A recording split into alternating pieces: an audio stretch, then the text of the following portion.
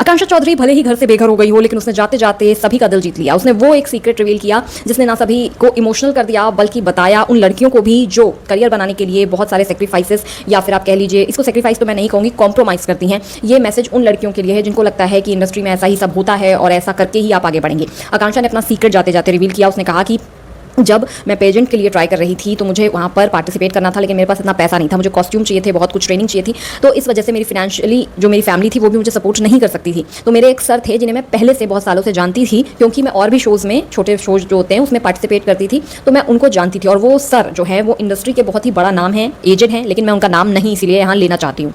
लेकिन आकांक्षा ने कहा कि मैं उन्हें पहले से जानती थी, और जब मैंने उनसे कहा कि क्या आप मुझे 1-2 लाख रुपए की मदद कर देंगे, तो उन्होंने तुरंत ही हाँ कर दी। तो मुझे लगा कि चलो मेरी हेल्प हो जाएगी। और मैंने उनसे ये भी कहा कि मैं बीटेक कर चुकी हूँ, तो मैं आपकी किसी भी तरीके से, मतलब आप कुछ काम कहेंगे, आप मुझसे कोई जॉब वगैरह आप करवाना हो तो करवा लेना, मैं आपकी हेल्प कर दूंगी। क्योंकि उसने कहा मैं इंजीनियरिंग कर रखी थी, तो मैंने कहा कि जो भी आपको मेरी हेल्प चाहिए हो एज अ एम्प्लॉय।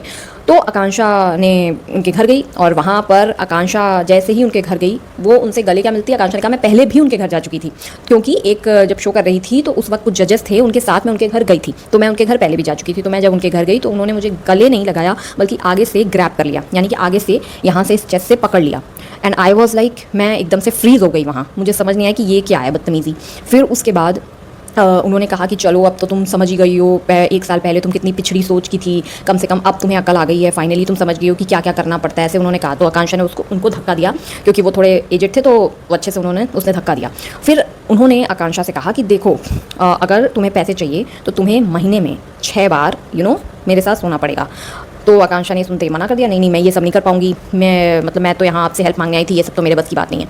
तो उन्होंने कहा कि तुम तो कितनी पिछड़ी हुई सोच की हो, और देखना अगर तुम्हें इंडस्ट्री में आगे बढ़ना है तो सबको ये करना पड़ता है आजकल, और ये तो 2026 मतलब जो भी वो चल रहा हो ईयर, तो ये तुम इतनी पिछड़ी सोच की हो, तो तुम देखना 2 साल बाद ना कुछ भी नहीं कर पाओगी। उसके 1 साल बाद आकांक्षा ने स्प्रिट्सविला किया था, और फिर उसके बाद उसने कहा कि मैं आज यहाँ लॉकअप में खड़ी हूँ।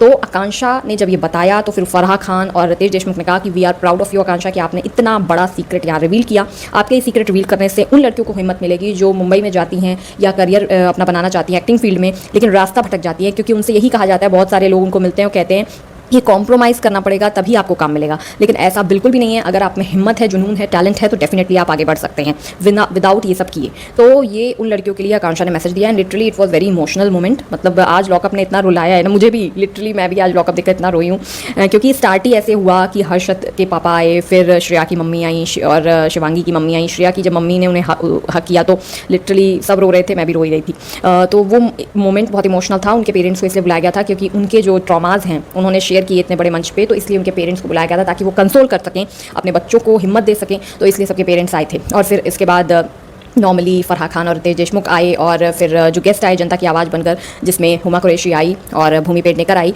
और उन्होंने सबसे सवाल किए, सबको कुछ कहा, थोड़ा बहुत चीज़ें बोली। और यहाँ पर फिर उसके बाद ये वाला गेम हुआ जिसमें ये डिसाइड होना था कि कौन आज घर से बेघर होगा। हो सकता है चारों के चारों बेघर हो जाए, हो सकता है 2 हो सकता है कोई भी ना हो।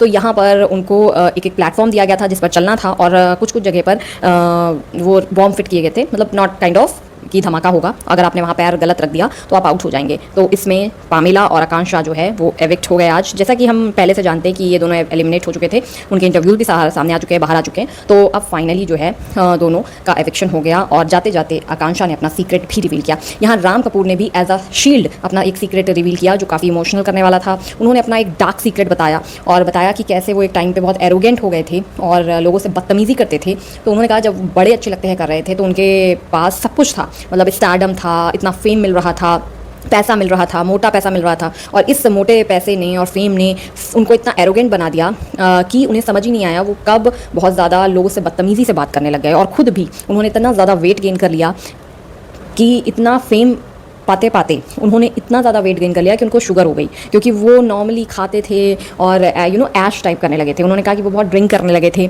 और लोगों से सेट पर बदतमीज़ी से बात करते थे, इवन सेट पर वो बहुत लेट भी आते थे। उन्होंने ये भी रिवील किया। तो उन्होंने कहा कि उस दौरान वो डिप्रेशन में फिर चले गए थे, क्योंकि उनके इस रवैये की वजह से शो को बंद भी करना पड़ा था, क्योंकि वो 6-6 घंटे शो पर लेट आते थे।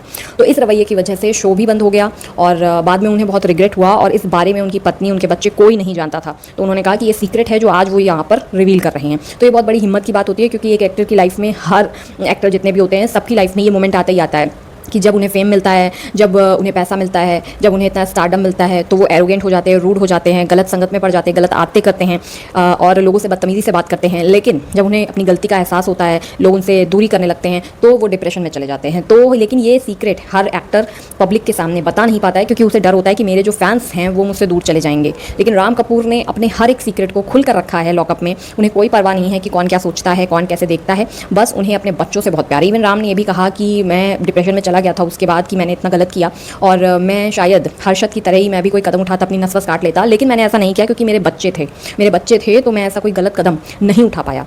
तो उन्होंने अपने बच्चों को थैंक्स कहा, उन्होंने कहा कि मैं आज अपनी फैमिली को थैंक्स कहता हूँ और आज मुझे समझ आती हैं सारी चीज़ें। तो राम ने इस तरीके से प्राउडली कह रही हूँ, प्राउडली भी कह सकते हैं इसको या ऑनेस्टी के साथ अपना सीक्रेट बताया। तो जिस तरीके से लोग कह रहे थे कि लॉकअप में आकांक्षा चौधरी को एक बायसनेस के साथ निकाला है शो से, तो आज जो टास्क था उसके अनुसार तो बायसनेस के साथ नहीं निकाला।